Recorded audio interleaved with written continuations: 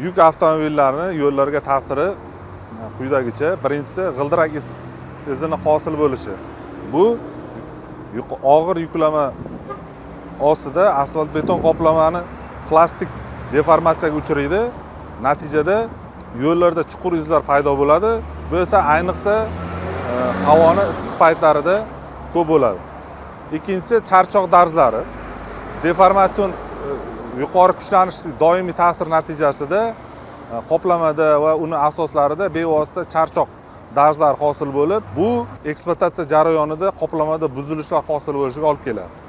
Uchinchisi qatlamni ko'chishi.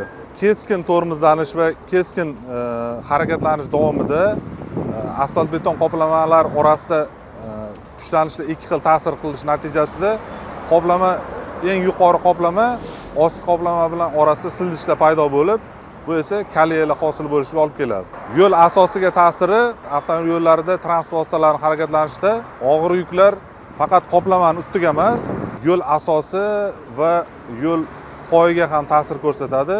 Bu dinamik kuchlar ortishi hisobiga elastiklik modulning ta'sirida tez joyiga qaytmaganligi sababli qoplamada surilishlar, buzilishlar hosil bo'lib, bu asosgacha ta'sir ko'rsatadi. Iqtisodiy tomondan zarari qoplamalarda buzilishlar hosil bo'lganligi sababli buni qayta ta'mirlab, harakat xavfsizligini ta'minlash maqsadida qayta ta'mirlash zarur bo'lib hollarga aylanib qoladi va natijada iqtisodga yetarli darajada zarar keltirishiga olib keladi.